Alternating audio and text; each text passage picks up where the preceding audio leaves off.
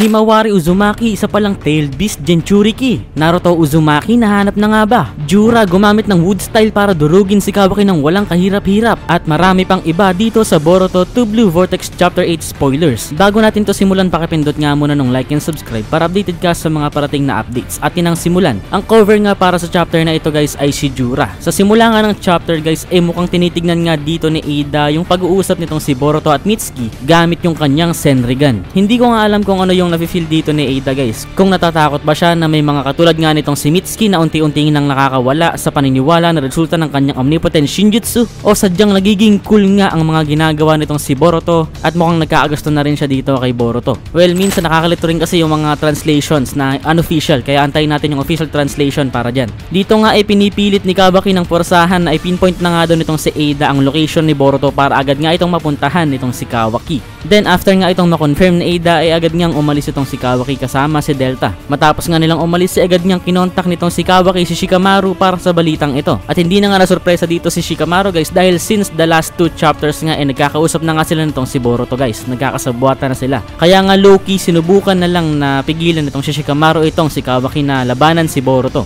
At sinakyan na lang yung mga sinasabi ni Kawaki. At habang nangyayari nga yan guys ay may isang Clawgram nga na tumatakbo palapit sa Konoha Village. Ito nga guys yung gagamitin ng mga Shinju para makapag-teleport sila papasok sa Konoha. Unfortunately nga para kay Kawaki, noong nakarating nga siya sa mismong lokasyon ni Boruto ay nawala nga si Boruto bigla dahil ginamit nga niyang Flying Thunder God Jutsu. Kaya nga wala ding nagawa itong si Kawaki kundi bumalik na lang ulit sa Konoha. Then bumalik nga tayo dito kay Ida at dito na nga finally nakabalik si Mitsuki. At dito nga natin makikita yung bagong expression sa mukha ni Mitsuki matapos yung laban nila ni Boruto sa nakaraang chapter. Na parang enlightened na nga yung feeling niya dito at hindi na puro anger at hatred na lamang. Getting angry at Boruto is probably a waste of time. Ito nga yung naging final realization nitong si Mitsuki. At dito nga din nabanggit ni Mitsuki na naramdaman nga daw niya kay Ida ang feeling ng pagmamahal. Even though it's probably a fake type of love, peke dahil resulta lang ito ng ability ni Ida na charm, grateful pa nga rin daw si Mitsuki dahil na-experience niya ito. Dahil halos imposible nga daw na maramdaman ng isang artificial human o synthetic human ang mga emosyon ng mga ganito. Pero natutuwa nga itong si Mitsuki dahil unti-unti na nga niyang nararamdaman ang lahat ng mga emosyon available sa pagiging isang tunay na human o tao. At dito rin sinabi ni Mitsuki na finally, kailangan niyang magkaroon ng bilib sa sarili niya na hindi na nga niya kailangan mag-rely sa sun na itinuturing niya at i-re-evaluate kung ano nga ba talaga yung tunay na meaning ng sun para dito kay Mitsuki.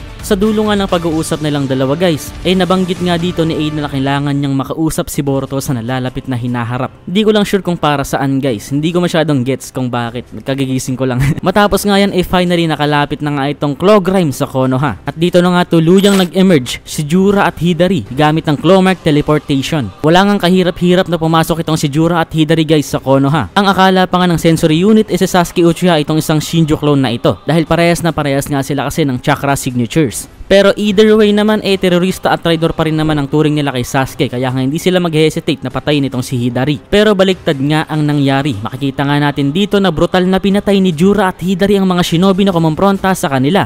Tuhog lahat guys, grabe. At dumating nga silang dalawa sa tapat ng isang lumang bookstore. Pumasok nga sila dito at ito na nga yung isa sa mga nagustuhan ni Jura dahil nakahiligan nga niya na magbasa ng mga libro tulad ng mga nasabi ko sa nakaraang video. Paglabas nga nila dito ay bigla na lang nagkaroon ng Black Rods na umatake dito kay Hidari. Surprising nga guys na nagawa itong iwasan ni Hidari ng parang walang kahirap-hirap. Ito nga kasi guys yung isa sa mga atake ni Kawaki. Tinanong nga ni Kawaki dito kung sino nga daw ba itong dalawang kumag na ito at ano nga daw ba yung ginagawa nila sa Konoha. Nagsalita nga si Jura dito at sinabing wag masyadong reckless Kawaki dahil ayokong masira ang treasure trove na nahanap ko. Treasure na nga kasi ang turing ni Jura sa mga libro dito sa store na ito. Then biglang ngang gumamit ng isang technique itong si Jura. Most probably nga guys ito nga ay wood release o wood style techniques. Dahil natural ability nga guys ng Ten Tails ang wood style. Sinubukan pa ngang makipagsabayan ni Kawaki dito kay Jura. Pero isang suntok nga lang guys na durog na. Kaagad itong kanang braso ni Kawaki at isa pang suntok nga durog din at wala na nga talagang lakas itong si Kawaki kaagad.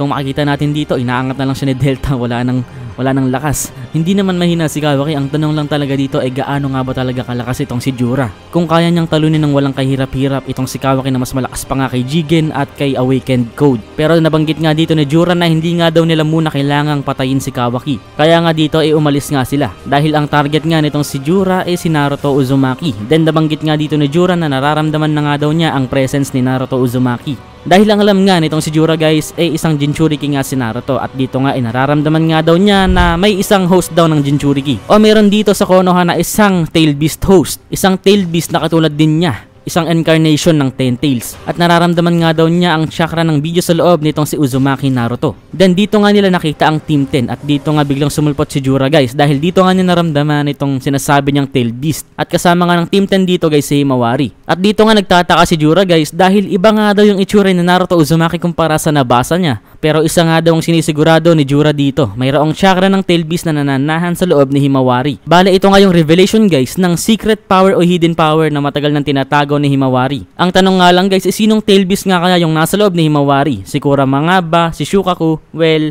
dyan nagtatapos yung video na ito at sagutin na lang natin yan sa mga susunod na videos.